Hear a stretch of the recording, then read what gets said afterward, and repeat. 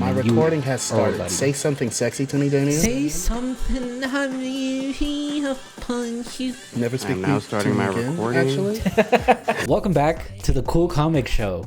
It's been a little bit, not too long. Okay. It's been a while. We Been are a back. while. I am one of your hosts, Damien, and with me always is Galactic Mr. E, aka Mr. E, aka, and also with me is Jelani Hendricks, aka Jelani Carter. Yeah, we're back. It's been a long time, gamers. There's been a lot that's happened. As you can tell, a couple of us have moved. A couple of us have got new jobs. A lot of life shit. Okay. Are you okay? For what I remember, last we left off, we were in the middle of Invincible, the first part of this new season. The second half has already come out and finished. So it has been a while, but we are excited to be back. It's the start of summer. I feel like summer's a good time for us to get back into all this. We're going to run through. We're going to run through a bunch of news that's come out the last couple of weeks, last couple of months. Those of you that haven't watched our main show before, this is our main show. Essentially, we kind of just go through a lot of news that's come out in the comic book world, whether it's in the comics themselves, some film, TV, maybe some video games. If we ever get news about Wonder Woman 6 years from now, we'll see. But we figured the best way for us to come back from this long break is to have our main show. And with that being said, our plan is to do this main show at least monthly. We don't want to do it weekly because there's usually not a lot of news that comes out every single week. But we figured monthly is good towards the end of the month after the DC and Marvel solicits come out. That way we have news for the comic book world. And then usually TV and movie stuff has new updates. And then, of course, any TV shows we're reacting to, we'll do in between this kind of stuff. So be on the lookout for this show to come out towards the end of each month. And we kind of go through everything like that. So with all that being said, Jelani. Yes. Yes. Do you have a life update to provide to the viewers? Oh my goodness. I'm pregnant. Oh my god. And it's mine? Ooh, no. Oh. Well, the reason I bring it up because, like, as for people watching, like I said, a couple of us moved. As you can see, I moved. When we first started this channel, when it was E and I was still living in San Diego, and then I moved to LA the last couple of years, and now I'm in Denver. And I'm still setting up my bookcase behind me. E and Jelani are in their undisclosed NDA locations that they can't talk about. But there's been some moving going on as well. So we're getting settled into our new places, our new environments, our new vibes. But yeah, like I said, that's the perfect time for us to kind of get back and do all this fun stuff. I think also like summertime is around the same time I first joined the show. Yeah. So summertime is good for a bunch of new beginnings. So I'm excited. Yeah, and I started a new job and I'm dying. Let's go, E. He's making that baller money now. He's taking me and Jelani. He's flying us out to the islands. No. Ballin'. What islands? Can't wait to get flued out. Okay, keep waiting, girl. I was gonna say Staten. Yeah, like I said, we have a list of things to kind of go through with you guys. So we'll kind of just touch on each one. We'll kind of figure out the format of each of these shows as we go along. Some might be a little bit longer, some might be a little bit shorter. Just depends on how much news goes. But the first up, we're going to go into a little bit of the comic book world. And E has our first item we're going to go over. Let's go. So you heard him right. We're going to kick this show off talking about some comics. And as Jelani said, it is the summer. And what that means, it is getting close to the big summer crossover events. The first one we're going to talk about comes from Marvel.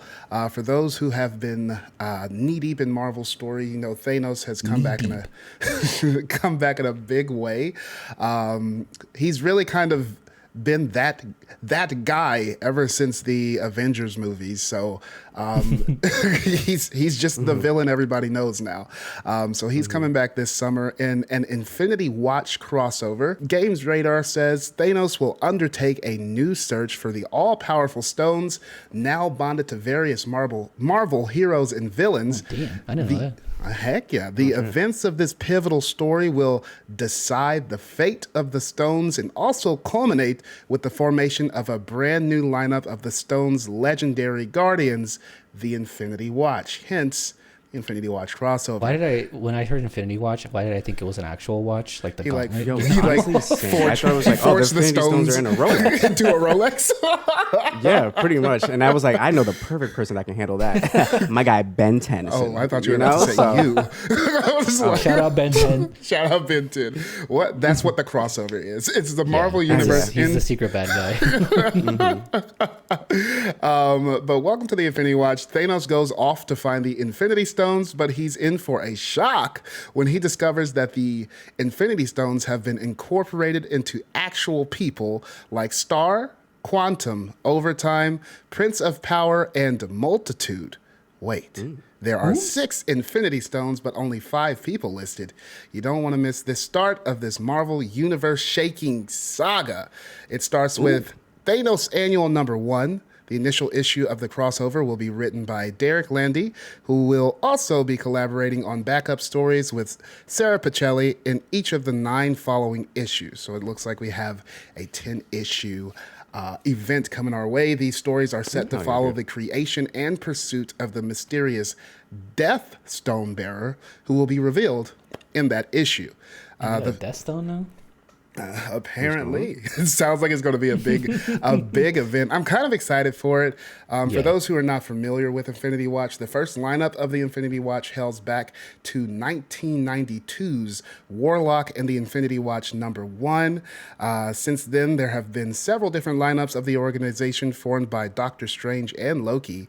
Thanos Annual number 1 is will be published on June 26th, followed up by Amazing Spider-Man Annual Number 1 on July 3rd, and the Immortal Thor Annual Number 1 on July 17th. I haven't been keeping up on Marvel, but it sounds like there's some wild shit going on that I need to probably jump in on this and check it out. Like, It's been a minute. It sounds really exciting. I haven't.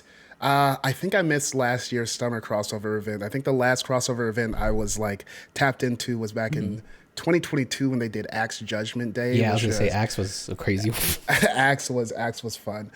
So I'm really excited. I'm excited that Thanos is kind of at the forefront of it because there's so many possibilities on where the story can go.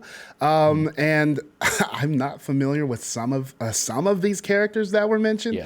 So it'll be good to get to know some new characters, get to know what their stories are, and see what the repercussions are across the board, across the Marvel universe. So that's what's going on with Marvel's summer event. DC summer event. Now, those of you that have seen this channel before, you know that I very much obviously lean DC, but I also recognize that they are sometimes do not know what the fuck they're trying to do. Okay. So their plan for this summer is called Absolute Power, which there's a couple of things like specifics I'll go over in a second, but with Absolute Power, DC has been trying to, and I saw a post about this the other day that kind of explained it well. DC has been trying to unravel a lot of what the New 52 did from, 13 years ago at this point. First, they tried it with Rebirth. Why did you say that? But they have. They keep trying to fix it. No, that's not the problem. That's not the problem I had with that sentence. Yeah, the problem was the time. 13 years? Yeah, it's been 13 years, by the way. Jesus Christ. So yeah, Absolute Powers kind of seems like there's this, I don't know if it's been confirmed, but there's been talks of like them trying to make this Absolute line, which is people are saying DC's version of the Ultimate line that Marvel did in a sense of like redoing it. So with Absolute Power, a little bit of facts about it. So it's a last crossover for this summer. It's gonna be kicking off in July, and this series is gonna be seeing heroes from the DC universe going against Amanda Waller. And Amanda Waller definitely has been getting a lot of push everywhere since Suicide Squad came out. So, but she's always kind of been around.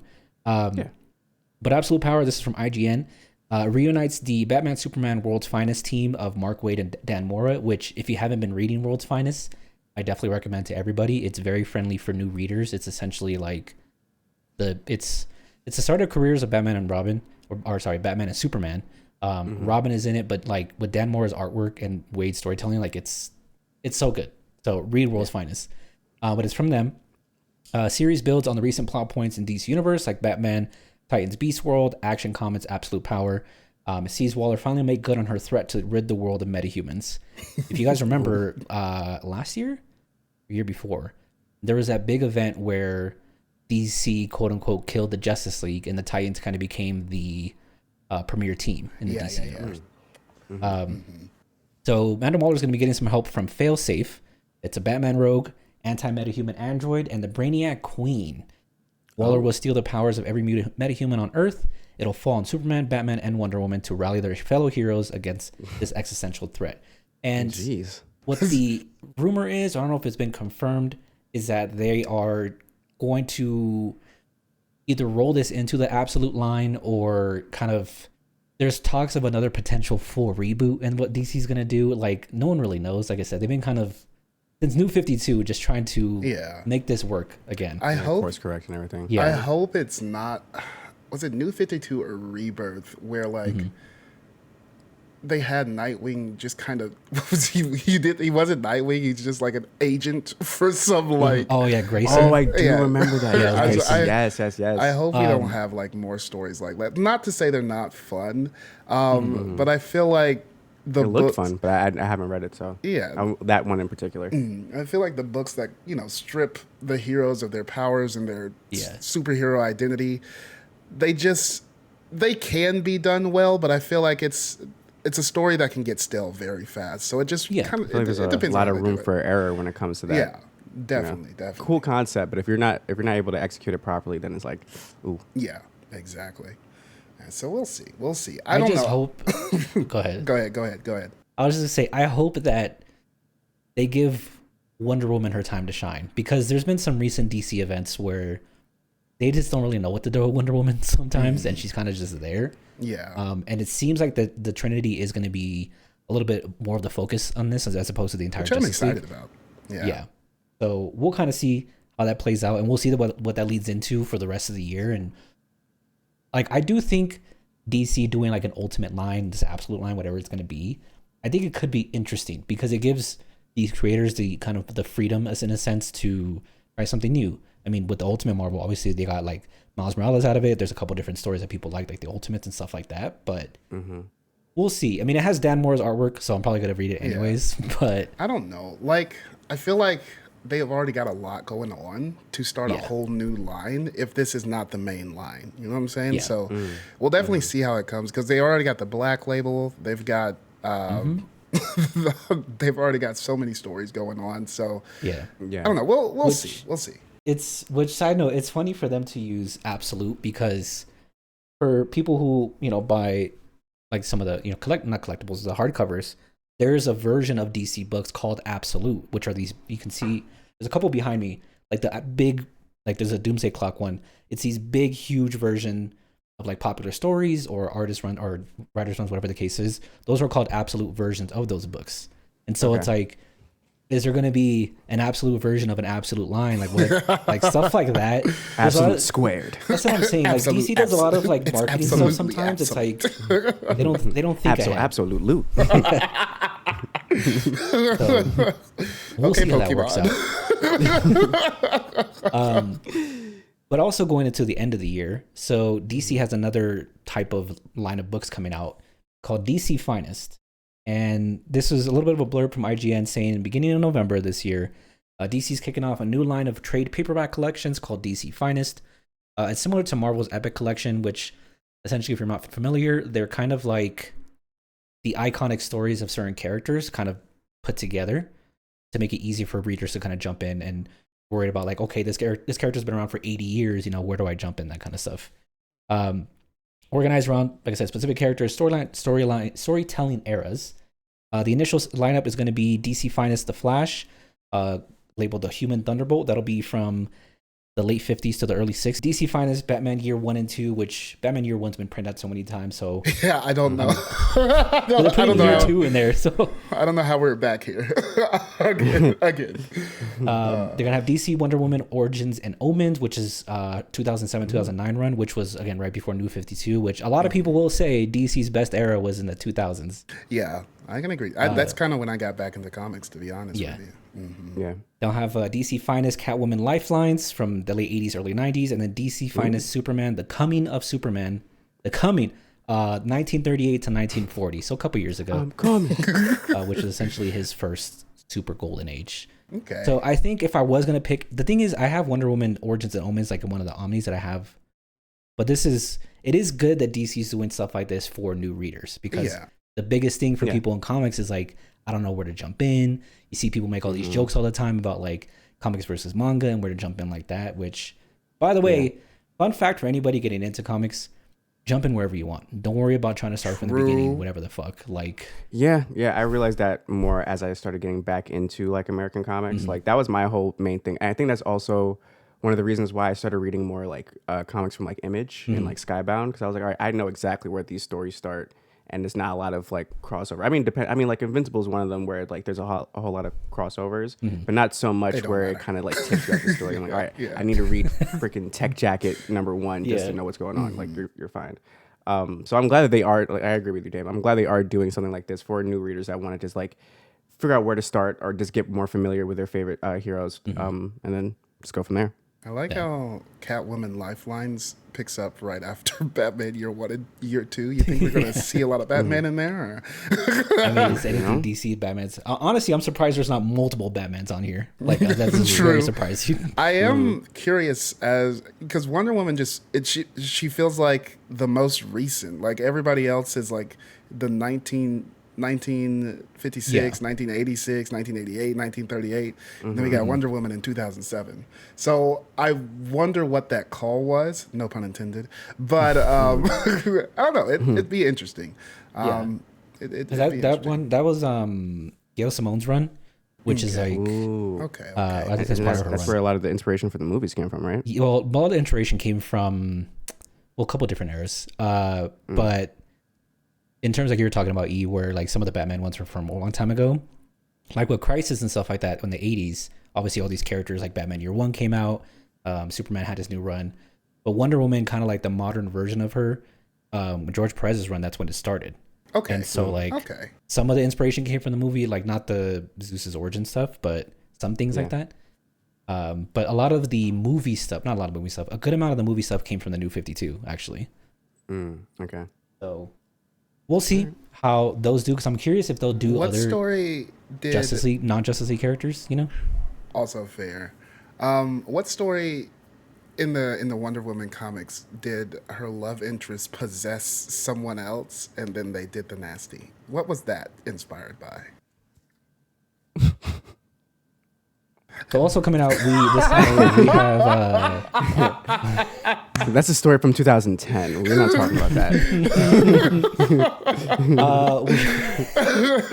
Listen, when are we gonna get anything Wonder Woman? All right, let me just real quick, okay? We have no idea when she's gonna show up in this new James Gunn universe. We had the Amazon show, which who knows when the fuck that's gonna take place. This Wonder Woman game, who knows? Summer Games Fest is in 2 weeks, by the way. Please maybe stop. we'll get an update there. You say this for every event that's taking place. Listen, I have to have hope. Okay, if I don't have hope, who will? Right? True. Don't worry. I'm sure we're gonna have that Kite Man animated show without any Wonder Woman news. So that was supposed to come out already. I forgot didn't about it? that show. I'm glad they're giving a character like him a show, and actually, I'm really excited about Vixen, Hell yeah. Zatanna, Black Canary. You're naming all of my favorite female heroes right now. That's what I'm saying. Justice for Zatanna. Oh my goodness. But like, the Kite Man series is gonna be hilarious. Don't get me wrong. I'm sure it will. But again, where is anything Wonder Woman in this new era of DC? That's true. No, you're speaking facts. And like, even because I think, was it the last DC fandom? It was like her year. Like it was her anniversary, and she barely got. Anniversary. We got. That's when they announced the Bat Car animated show. And I were sitting here waiting. Wow, that's so right. Waiting for anything Wonder Woman. I was like, it's her 80th anniversary. They're going to announce something. Like, nothing. Yeah. Thank God for Bat Car. We'll see. But DC Finals come out at the end of the year. A couple other books that are coming out, which I'm very excited for, which you brought this up right before we started recording, I have this on my wish list already. These are books that people have been asking for, or to be reprinted for a very long time. So we have DC versus Marvel Omnibussy, and DC / Marvel, the Amalgam Age Omnibus, which will come out in August. So I think it was in the 90s, early 2000s. DC and Marvel, for you young bucks out there, had crossovers fairly often. This first one, DC versus Marvel, it was certain stories where one character is fighting this other character from this and that. But then the Amalgam one, which I'm actually very excited for, I'm gonna get both. Was essentially the characters kind of got fused into each other. Like I think I don't know if it was Wolverine and Batman got fused. Like, It was yes, Wolverine, yes, Batman. yes. It was Captain America, Superman. Yeah. Wonder Woman, Storm. Those are the only ones I remember.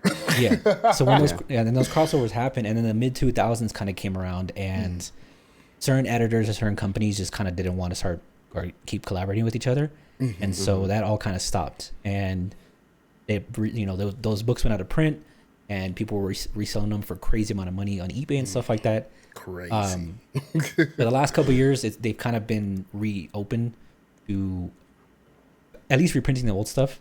It'd be pretty sick if they did a new crossover. I don't know what the logistics of doing that now, especially now that Disney is involved now with Marvel, because this will be before Disney. Yeah, it might be a little tricky. Yeah. And now that DC has gone through maybe, I don't know, 6 different acquisitions since then. Brother. Yeah. But I'm going to get these the same books. company anymore. Yeah. I don't know if you guys get these books, but I'm going to get them. I Jim definitely Lee's want to doing get a cover for the both of them, I Amalgam think Age so. one. And I might just get the Marvel Omnibus one just to have, but I'm excited for the Amalgam Age one. I really got to pick that up. Yeah.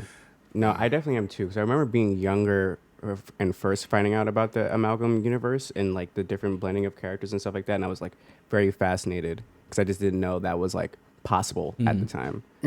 So I might cop the Amalgam one because that just like reminds me of my younger days, like discovering random comics and be like, oh snap, like I didn't even know this happened. And like the Amalgam Age is like, that's the kind of shit comic books are for, And I think this is a whole conversation for another day, but this modern time of people, I don't know if it happens as much anymore, but there was a good run where there was a lot of toxicity, let's say, between people who were fans of one versus the other.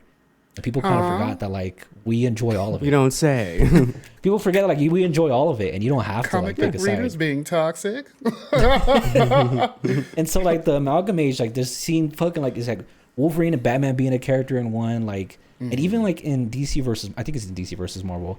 There's like a couple pages where Batman and Captain America are going at a fight, and they're like even match, and it's like crazy shit. Like it's just fun, people punching each other, basically, and you don't gotta. What do you need? Yeah, you don't gotta fight in real life. Just enjoy it. So that's coming out in August. That's a quick update on some DC books, which we'll touch on again a little bit later. But before August, we have some stuff going on. Be who you are. Pretty soon, for the month of June. Why'd you single me out? All right, Well, isn't your birthday in June? listen. I said, For listen. full transparency, E said he was going to take this part. All right, don't blame me. Whoa. Wow. I did say that. I did say Not that. how the conversation went. Just let it please. But yes, next month, or technically the end of this month, Marvel and DC are coming back with their Pride lines. That's Marvel Voices, Pride, and DC Pride 2024, #1. The only one. In Marvel's Voices Pride, the big story this year that everyone's eyes are on are the Mystique and Destiny vow renewal. This will be Marvel's first female and female wedding ever, so it's a huge event. Very much looking forward to it. So we're very much looking forward to that. So for those who don't know, the whole Mystique's married? What? So Mystique is together with this character named Destiny. They have been in the Brotherhood of Evil Mutants and the Quiet Council. They're one of Marvel Universe's greatest power couples right now, and they'll be steering the fate of mutant kind throughout. They have been steering the fate of mutant kind throughout the years. For better or worse. That was a snippet taken from Marvel.com. The Krakoan Age has cemented their love more than ever with the long-awaited resurrection of Destiny and the two taking prominent roles in the era's biggest story. As a lot of you know, the end of Krakoa is fast approaching, so fans can celebrate the iconic pair by witnessing the renewal of their never-before-seen marriage vows in this year's Marvel's Voices Pride one-shot X-Men The Wedding Special. What a mouthful. But yeah, so they were married off screen, so to speak. But they've been married for years. A little fun fact that I dropped this little nugget on Jelani and Damien a few weeks ago. I was just about to bring that up. But it came during this whole saga, as we've gotten to know Mystique and Destiny's love story. We found out that Destiny is actually the one that birthed Nightcrawler. Mystique and Destiny have been secretly married for years, and Mystique morphed and did the nasty, and then out popped little German baby with a tail. As one does. As one does. But yeah, so I think when I told Jelani he's got a roommate, a source roommate who has to tell him about these things sometimes. He did mention that, you know, this is a rather new story. I think taking place about 2023. So it's relatively new, but I like that it still plays into the lore of Mystique and Nightcrawler without stepping on the story's toes. You know what I'm saying? Yeah. But this... It did break my brain when you dropped that little factoid. Because I was like, I don't know a lot about X-Men, but I know that. Messed me up. But, yeah. But Mystique and Destiny... Oh, go ahead. I was going to say, side note, this is a small thing. A lot of people feel very strongly about the Krakoan era ending. And that's a conversation for another day. But Krakoa was supposed to be kind of this new status quo for X-Men. And they're kind of just ending it. Yeah. People are not happy, and other people are very happy. So we'll see how this. I think a lot of people are forward. not happy because it has been so good. It has been so like people have been wanting good X-Men stories for years, but like we haven't been getting them obviously because of, you know, Disney shut it down. They're like, hey, give us the Inhumans. Red tape, basically. Exactly that. So now that the red tape's no longer there, we're getting the stories that we've been wanting for years. And so now that the era is kind of ending, we don't really know what's coming next. It's just kind of like, why are you doing this? But but you know, like David said, that we could talk for hours for that. We'll talk about this later. We did get something good out of all this though. Also very true. But yeah, Mystique and Destiny's story will be written by X-Men architect Kieran Gillen, who's penned some of the most notable tales throughout the Krakoa era in Immortal X-Men. You can join Gillen on a trip through Raven Darkholme and Irene Adler's breathtaking history and learn when and how they committed to each other in matrimony. Other characters that were spotlighted on the cover or will be spotlighted on the cover of Marvel Voices Pride will be America Chavez, Black Cat, a girl, Angela, Hercules, Hulkling, Lightning, Loki, North Star, Rachel Summers, and Runa, a Valkyrie. Also in the DC realm of things, again, DC also does a yearly Pride release called DC Pride. This one is, of course, 2024 because that is the year that we are currently in. 13 years since New 52. Hey, man, what's going on? Why would you just say that again? Okay, all right. Can you mute your mic? Mute your mic. But DC Pride is DC's annual anthology containing all new stories spotlighting LGBTQIA plus fan favorites. And it will be out towards the end of this month, actually, on May 28th. It will be a 104-page prestige format comic. It'll feature a main cover by Kevin Wada, an open-to-order wraparound variant cover by David Talaski, foil and cardstock variants by Babs Tarr, and Wada's main cover offered as a 1x25 cardstock variant. A lot happening. 125, yeah. Essentially, for the young bucks out there, for every 25 orders at the comic book shop, they'll have one variant for that. Like the shop will get one. Okay. So let's say a shop gets 100 orders, they'll get 4 of those variants. Okay. In this year's Pride, we have stories like The Strange Case of Harleen and Harley. It'll be a preview of an upcoming series. It's a young adult series. It looks really cute. Also have a celebration of Rachel Pollack and a story about Bad Dream, a Dreamer story, a story about Dreamer. So that I'm definitely going to be picking up both of these books. Yeah. I'm really excited. I've gotten Marvel Voices Pride and DC's Pride since they started. It's only been a few years. That they always have amazing variant covers featuring some both well-known and not so well-known heroes. So it's always a good opportunity if you are gay like myself and you want to know more about, LGBTQI plus heroes and villains.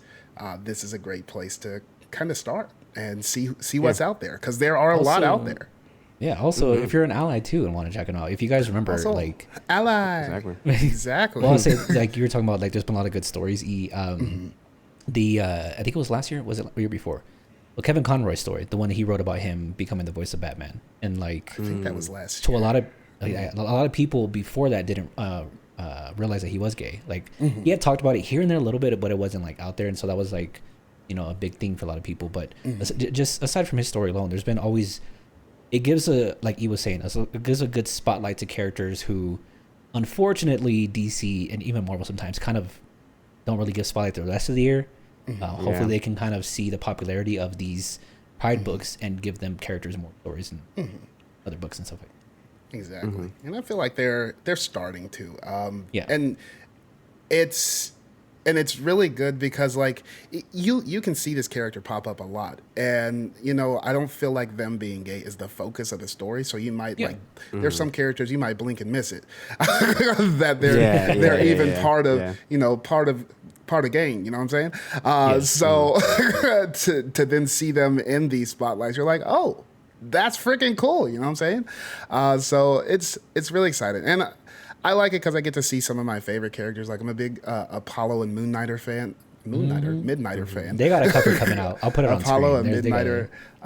Yeah, I'm really excited about that cover. And then Hulkling is going to get a spotlight as well. So I'm going to pick up that variant cover this year as well. So I'm really excited. Really excited. Yeah. Yeah, the Pride books always got the best covers, I feel like.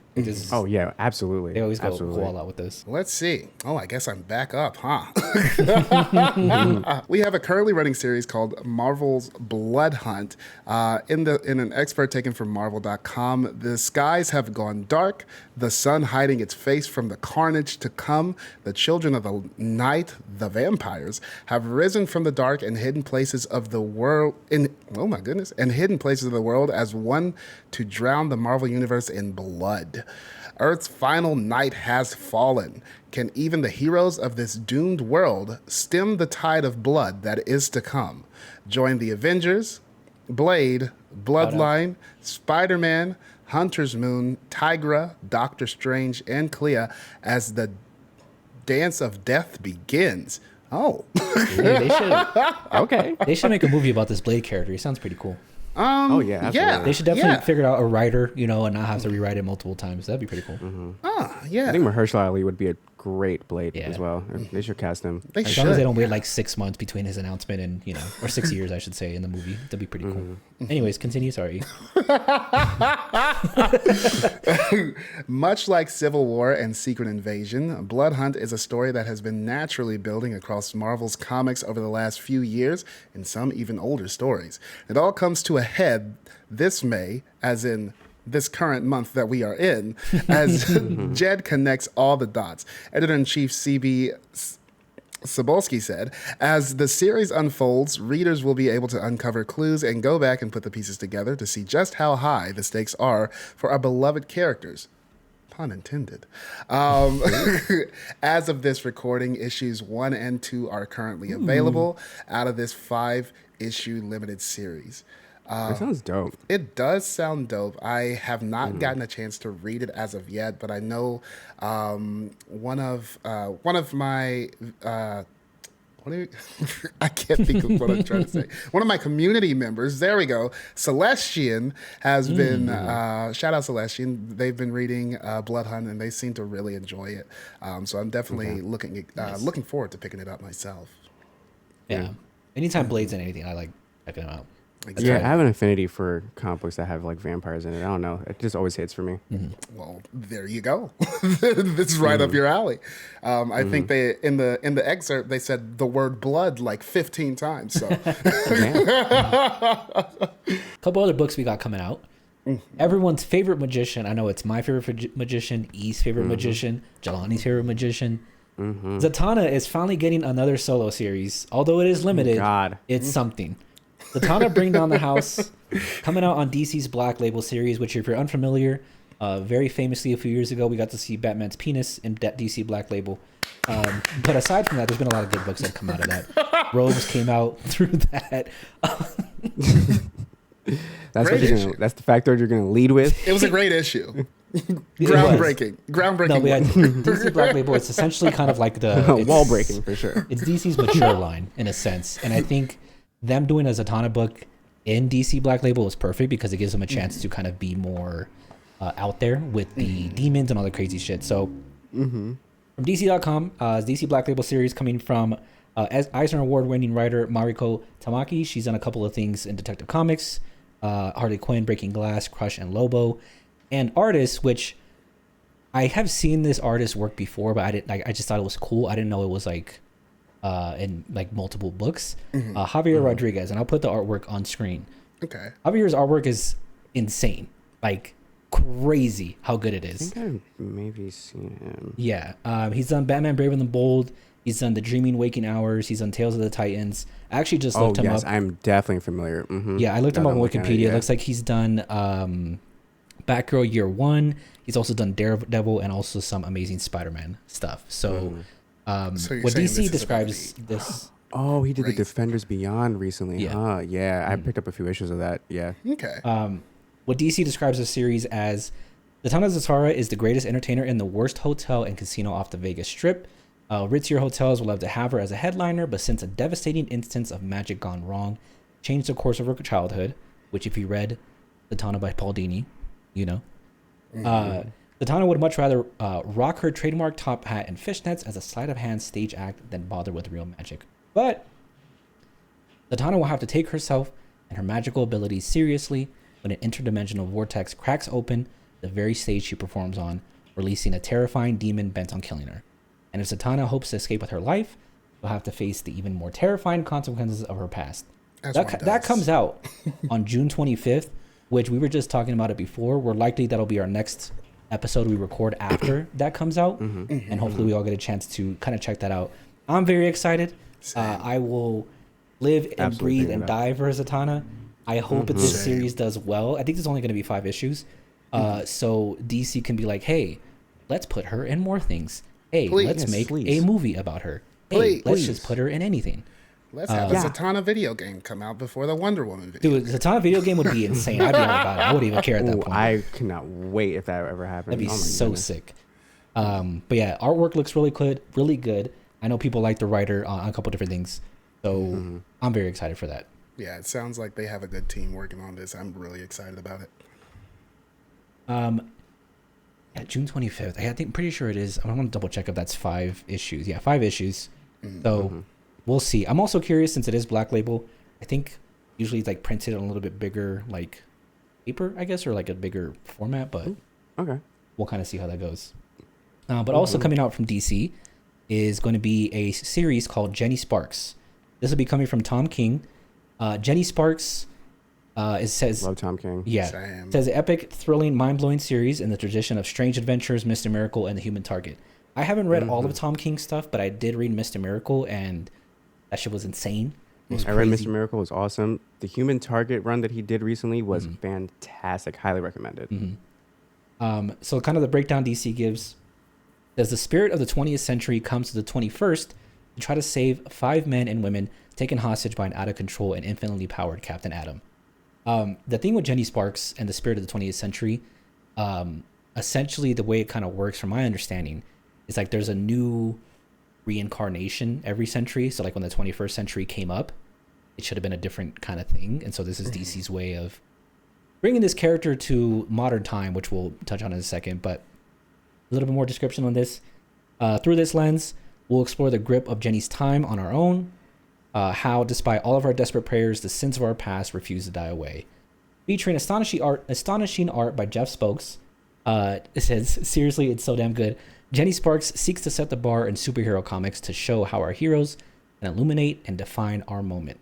So, Jenny Sparks, like I mentioned, originally was the spirit of the 20th century, and originally was part of a run of comic books in the 90s, I think in the 90s, called The Authority, along with a member called The Engineer, who is being played by actress Gabriela Da Faria in the upcoming DC movie The Authority.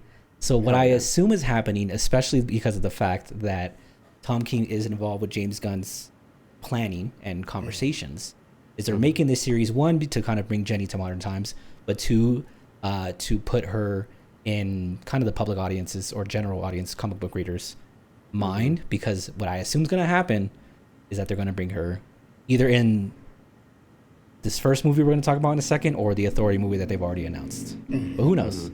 But I know, Jelani, you said you're a big Tom King fan. I'm sure you're going to check it out. But oh, absolutely. Yeah. I mean, usually if Tom King is writing something, I'm there. Like I said, Human Target was great. Mr. Miracle was great. Yeah. If he's doing something, I'm on board. Yeah. Earlier we were talking about absolute editions. I hope they come up with an absolute Mr. Miracle, by the way, because that'd be oh my God, so sick. Yes. So sick. So yeah, she's gonna be, or the Engineer is gonna be in the Authority movie. Jenny Sparks probably gonna be in that movie. We'll see. But speaking of movies, and speaking of things you can watch and no more reading, because we get tired of reading, we turn our brains off and just watch stuff. Hell yeah. Talking a little bit now about some film and TV news. So, I feel like a lot has been announced, but also nothing at the same time for DC. Yeah, there's been a lot of announcements. It's the DC effect. They love to announce things and then nothing. So, I mean, honestly, in this case, just because I know I trust James Gunn, I'm gonna let them cook. I think it's fine that they're like, hey, this is what's happening. Take that year or two to like really cook up something, and then be like, then just start flooding the streets and just like showing everybody everything. So I'm excited about that, because we have been getting a few updates recently, and that's like the cool thing about like James Gunn as well. Like, you know, people will tweet at him and ask him questions, and he'll like either throw out a joke answer or give like a real answer. So like, you know, usually if like a rumor or anything comes out, he will tweet him like, yes, this is true. No, this is not true. So I'm definitely looking forward to it. I do feel that though. I'm super duper ready to see what his version of the DC extended universe like looks like. So his version is going to come to theaters soon. As you guys all know, Superman is the first movie. I mean, there is going to be Creature Commandos. There's going to be the Waller stuff before that. I don't know how it's going to work out. But the first movie is going to be Superman, coming out next year in 2025 in July. There's been a lot of news that come out since we last recorded. Like, casting got announced. We saw the first look at the suit. There was like the cast photo where everyone was in there. We saw the homeboy who plays Lex, his head shave, like a lot of stuff. But other news that got announced, part similar to Superman, is his cousin, Supergirl. First, she got cast, and I don't remember if the casting said that she's going to be in the movie. But just a couple weeks ago, a week and a half ago, 2 weeks ago, we got the release date for her movie, which is Supergirl Woman of Tomorrow, which is based off, just speaking about it, the book that came out. When did it come out? 2020? Yeah, it came out a couple years ago, written by Tom King. Again, Tom King's very involved with this new universe. I love that book. I also hope they come out with an absolute version of that book. But the release date for her movie got announced. That'll be on June 26th, 2026, which... It's pretty close if you think about this universe they're building and everything like that. Like, it's going to be Superman, and then that's the only other movie that has a release date is Supergirl. Speaking of Superman, I forgot to put this on there. But as of today, Saturday, the 25th of May, the day of this recording, My Adventures with Superman Season 2 starts. Right. That's tonight, isn't it? That's tonight. Yeah. That's tonight. It'll be My Adventures with Superman, which I think aired and ended between us recording. Yeah. But man, oh man, was that first season good. It was good. So it'll be on Adult Swim tonight. If you have Max. It'll be on Max tomorrow. So definitely lock in on that. It's such a highly fantastic recommend. show. If you haven't watched season 1, go do it right now. Forget the haters on the internet. They going to hate it either way. So just watch Dude, it. it's so good. So yeah, we got 2 big super family news. And the only other news that we have related to James Gunn's universe that's not the Superman family is earlier this week, we got an announcement of the writers for Lanterns, the DC show, which James Gunn described it as like a flagship HBO show and not necessarily a Max show. So like things like True Detective and like Game of Thrones and We're gonna get that little. yeah, all that the crazy beginning shit. The writers are going One to more be time. Damon. Nice. Writers are going to be Face real sound. Damon I know. Lindelof, who wrote Lost and Watchmen. I'm curious which is that the Watchmen TV show, I assume.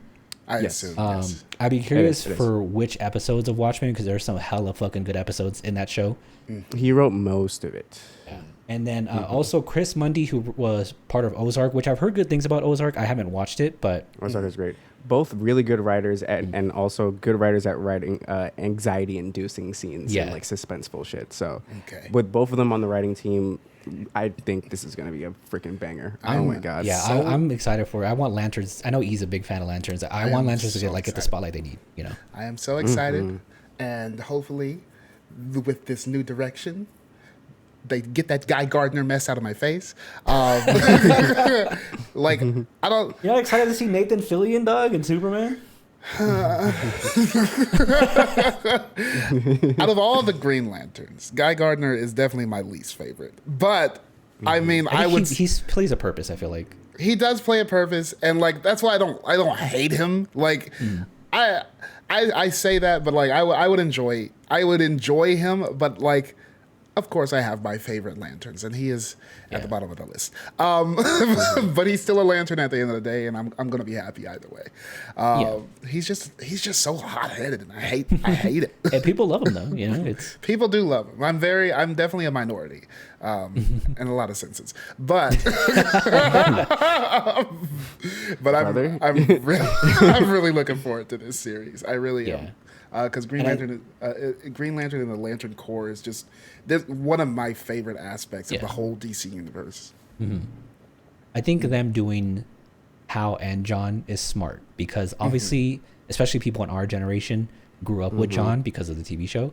Of course, yeah. But there's also a lot of people who are huge fans of Hal, and also like my favorite Green Lantern, obviously for the longest time was John. In recent years, it's become excuse me, I forgot her name. Wait. Jessica Cruz, Jessica. I was thinking Veronica for some reason. Jessica. Mars. But at the same time, especially reading Jeff Johns' Green Lantern run, kind of it shows why how he's essentially the best Lantern in a sense. He may not be people's favorite, but he is the best. He's like the them flagship doing Hal and Lantern. John. Yeah, it's.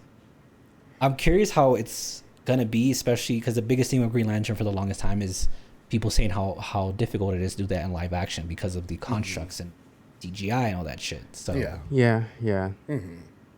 we'll see. I'm excited. I hope it's not 4 or Let's just 5 hope years away. They learn. I feel like CGI has come a long way, and if they take their time with it, it can look amazing, and we will not get a repeat of the movie that will not be named here. Which also came out 13 years ago. I feel like if they do it in a way where the constructs in like the earlier episodes or in like kind of like smaller scenes is like not too crazy, and they're like more like fist fighting, doing some shit like that, and then they put a crazy ass budget to like the last couple episodes. It's like, all right, cool. Now we're gonna make a freaking tank with missiles coming out of it. Then I'm like, all right, put it all towards those last 2 epic scenes, and then everything else is like kind of fist fight, like a quick little green fist. You know what I mean? Quick Like little I don't green know. fist. But Yeah, just like little green beams, bullets. I feel like know? it could be done well, and there's a lot of different ways they can go about it, because at the end of the day, Green Lanterns are space cops, basically. So like they could literally just do like a series where they're just trying to solve a crime, or trying to save the world, but they got to follow the breadcrumbs. So a lot of the episodes are them just like visiting different places, different like fantastical planets trying to hunt down this, that, and the other, and to where you're not getting you're anticipating the, Green Lantern powers. Like you said, like they may use them for like street level crime stuff, but the whole fantastical like space cop war just comes out the last few episodes. They know what they're doing. Which I think would like if they used that method, I think that would make those scenes hit so much harder and be like a way more satisfying, more gratifying like moment towards the end. We're like, oh snap! Now we're about to see a big, huge freaking like put like Hal in a freaking mech or some shit, and then just fucking go crazy. Exactly. More of the story, DC. Put us in the writers' room. That's all. Yeah, make us writers. I'm gonna make 10 Wonder Woman movies. Don't worry. Everything is just Static Shock. We're canceling everything. It's all just Static Shock. The last thing I'll say for Lanterns is I hope we get more of Architect Jon Stewart and less of the Marine Jon Stewart. But because I feel like Hal kind of is already the military guy with his pilot side. So I agree. We'll see. Well, hopefully more news comes out for that somewhat soon. But that's all the DC film and TV that we were going to go over today. And for Marvel, we have a lot of kind of news for Marvel. Not so much, Marvel it has gone through a lot of back and forth since we last filmed. There were a lot of announcements, then there were a lot of pushes, kind of what DC went through in its restructuring. And I'm not mad at it. Marvel, as much as I love a lot of the titles that they've put out, I feel like they were putting out a lot, and people are tired. So let it breathe. So, and I think that MCU fatigue hit crazy. It did. It did. Man. I just got around to watching Loki season 2 like 2 weeks ago because I was just I still haven't watched it. So same, honestly. Like I will say, which sucks to say because it is worth it. Season 2 is really good. But like it took me forever to watch it because I was tired. I still haven't watched Echo either, and I bet that's also good. Yeah, I still haven't tapped into Echo either. Maybe that's what I'll do tomorrow. Who knows? But in Marvel news, the first thing is Agatha All Along, which the marketing campaign, they had a 2-year-long marketing campaign for Agatha All Along. It's premiering September 18th, so we do finally have a premiere date. I am looking forward to this. I think Agatha's character has been one of the highlights of the MCU, at least to me personally. For her to get her own series, and I want to see how that, if it ties in to like the overarching story, but just a little look back at their campaign. So when it was originally announced, it was called Agatha House of Harkness.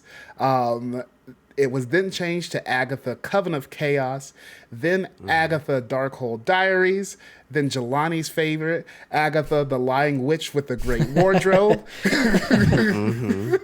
They cooked. They should have kept it. They should have kept it. They should have kept it. And then, of course, finally landed on Agatha All Along, which is a play to the song she did on WandaVision with Agatha All Along. I thought it was fantastic when they came out with that title, and I fell for it. Like, there's people on the internet talking about, of course it was a marketing campaign. And I was like, okay, I fell for it. Still great, and it worked. So it worked. Good on them. Call me stupid if you got to, but I'm still grinning about it. But in other Marvel news, Daredevil, which also went through a title change. Boy. Yes. Daredevil is now Daredevil Born Again. It will be releasing in not soon, March 2025, about a year and a half from now. He said yikes. So far away. I'll be patient. I can be patient. You're going to have to be. I have no choice. But as you can tell, all three of us are looking forward to that. I love Daredevil. I love that it's favorite Marvel character. I swear to God. Hell yeah! I love that we got to see a glimpse of him and She-Hulk, and I'm glad they're at least somewhat keeping the Netflix universe intact. And I want to see what that actually means. Like, what it means in the grand scheme of things. So I'm excited about it. We have a long way to wait. Hopefully they don't just stagnate the news and then release it next year. Hopefully we still get some big updates. So we'll definitely be keeping an eye on that. I know Jelani will for one. Other Marvel news coming out, we have everyone's favorite actor, Nicolas Cage, starring as... They're going to cook with this. I'm sorry. It's live action, by the way. It's live action. It's so it's Spider-Man Noir, and it's been ordered to series on Amazon. I think it's going to be very camp, along the lines of Nicolas Cage's. He did a recent movie last year called Renfield. In my mind, I feel like it's going to be along those lines, just unserious, or like he's very serious and everything around him is unserious. Because that's the thing about Nicolas Cage too. Like he's such a fantastic, wacky ass actor, but like you said, like if it's camp, you know he's gonna go full in and take it seriously and just go crazy. So whether there's like comedic elements, serious elements, or whatever, like because like also he's great as Spider-Man Noir in the Miles Morales movies. So I can't even imagine another person playing him. Yeah. And also like, you know, Spider-Man Noir wears a mask and everything, so he doesn't have to like super be like physical or even in the suit that we see. You know what I mean?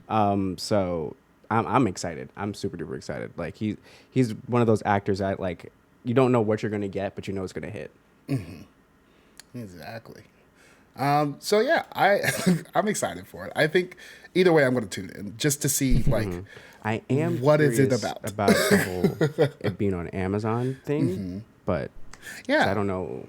That's I'm pretty sure because I want to say a lot of the stuff that comes out through Amazon is owned by MGM.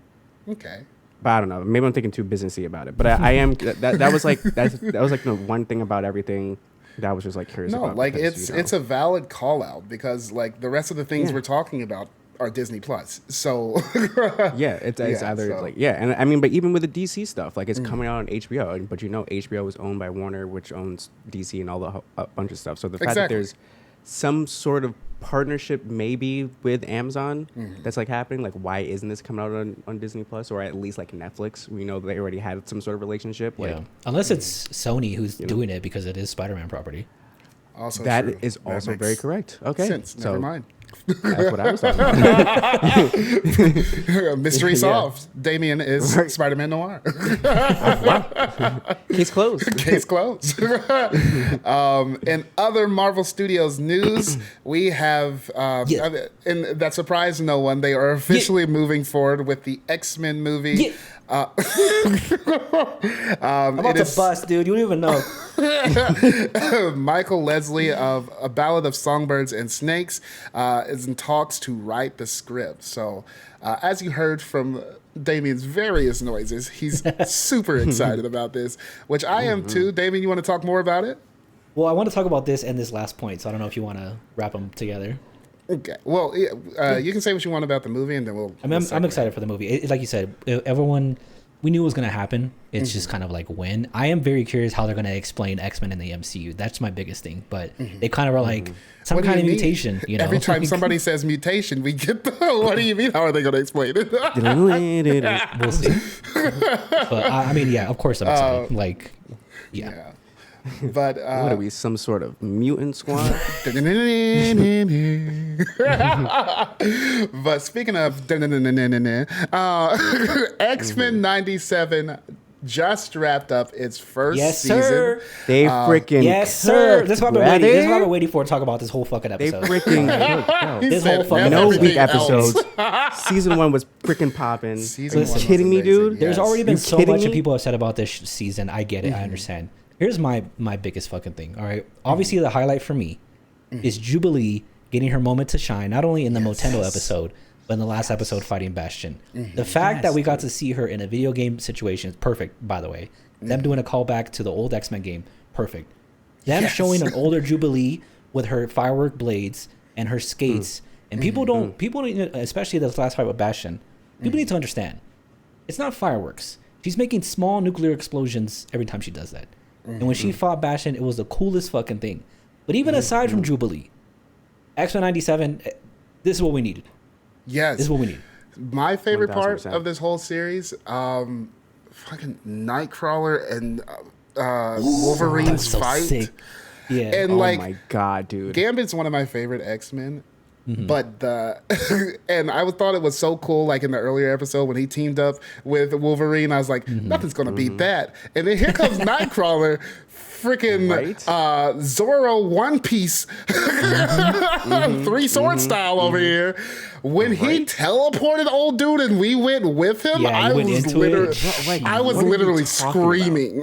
I was What, like, it's like, because I think I was like, what are we doing? Like, I was on the train watching that, heading to work, and I like audibly gasped. It was the coolest shit I've ever seen in my life.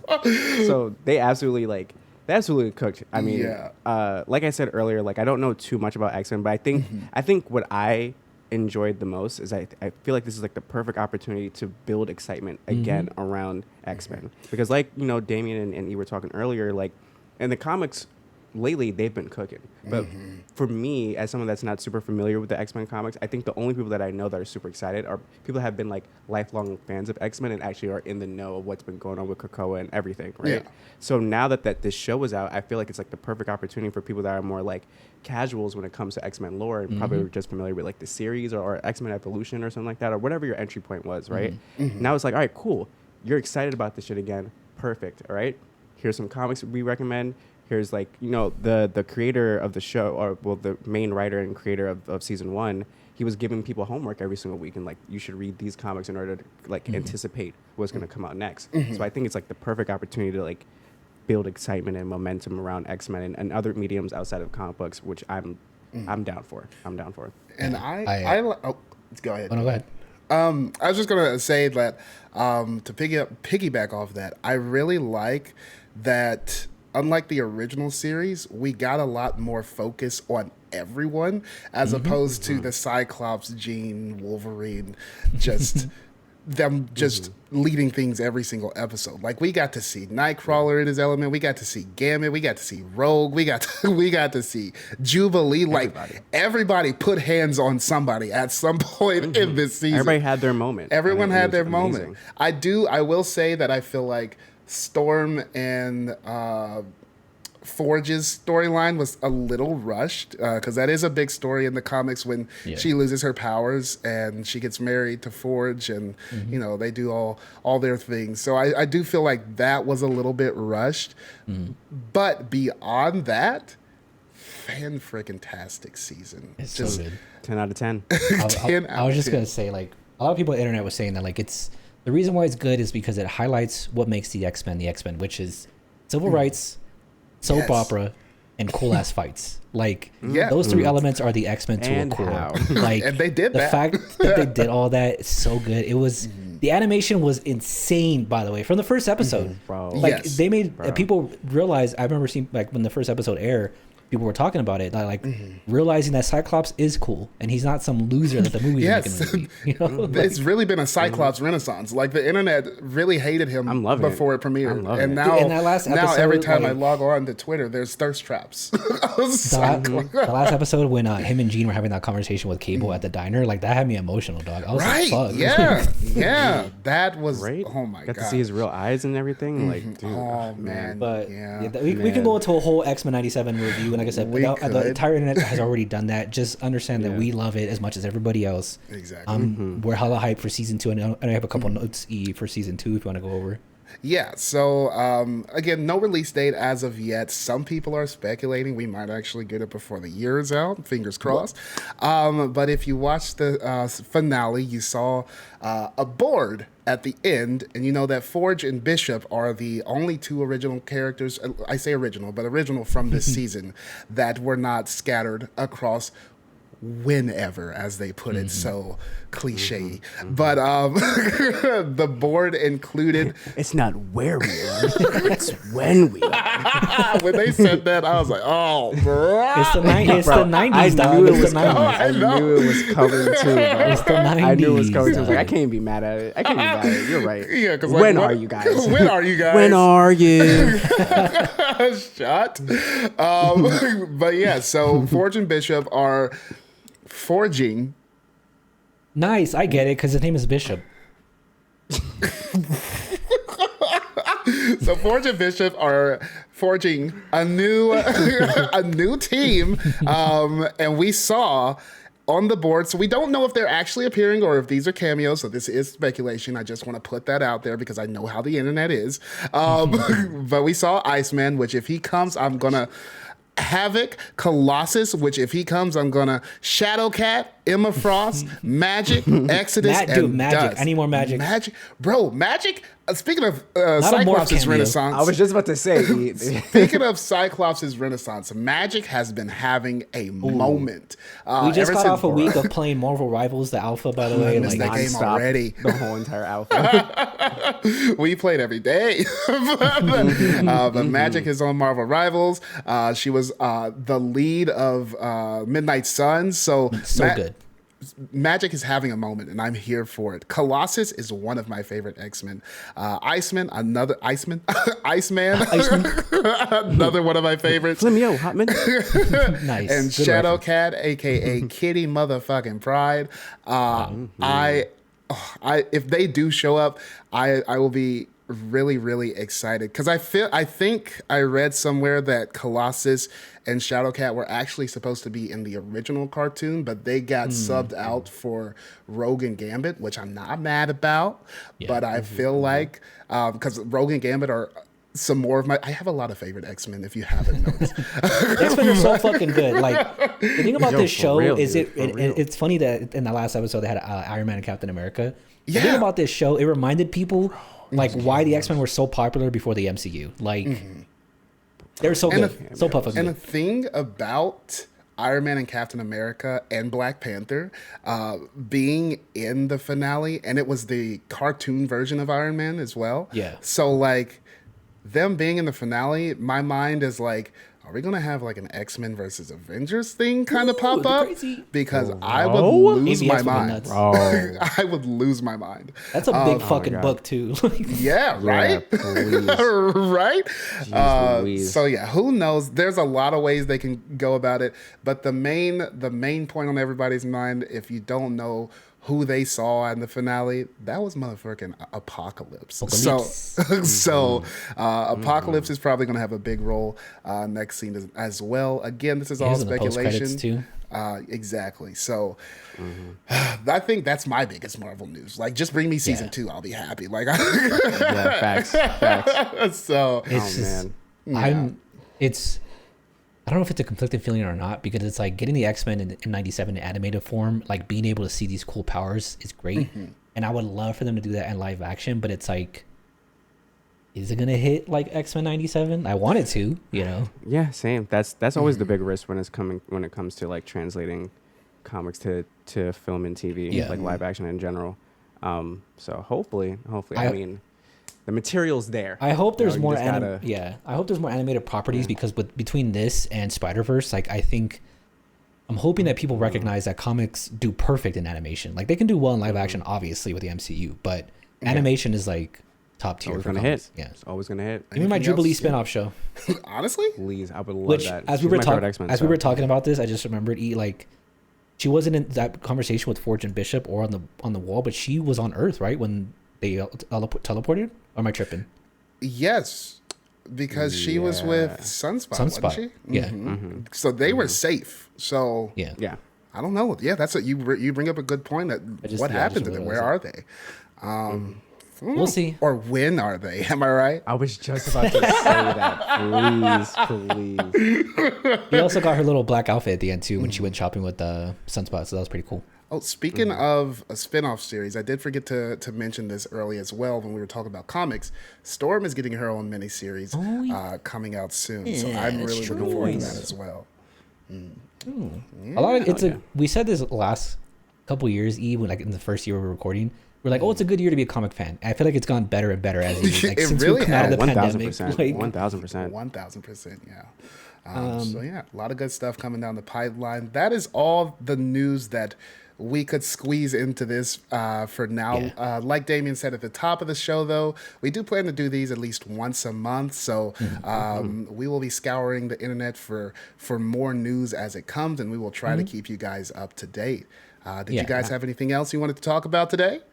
No, I would say we're excited to be back. We, like I said, yeah. life was up and down last, I don't know however long it was since we recorded, but we're excited to be doing this again. Again, yeah, we're going to be doing these monthly. Also looking to potentially have a comeback also with our My Cool Books. We're figuring out what potential shows we might watch again on this channel. Also, of course, movie reviews that we're doing. I think the next one coming out is Actually, speaking of Deadpool Michael Wolverine. books, I'm reading one right now that I think I might do a video for. Ooh, Let's go. You mentioned it, want to so, tease? Tease what book it's going to be? Or Do a Power Bomb, which is a wrestling comic go. on Image Comics. A little indie? But it's really, really Let's good. go. Yeah, it's really, really good. It's about a wrestler who wants to follow in her mom's footsteps and enters a kind of a death battle ring tournament by a necromancer. So Oh, it just kept going. yeah. It's nutty. It's Yeah. nutty, It but sounds I'm a exciting. little halfway through it. So Well, I'm looking forward to your spotlight of it. yeah, so be on the lookout for that. Be on the lookout for more of these episodes. We're excited to be back. Let us know in the comments what you're looking forward to.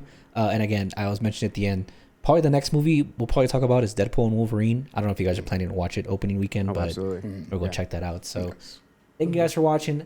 Thank you for vibing. And hopefully, if we ever take a break again and there's a long gap, the Wonder Woman game comes out in the middle of that, so we can talk about that. Anyways, thank you for watching, and we'll see you next time for more cool comics. Okay, bye.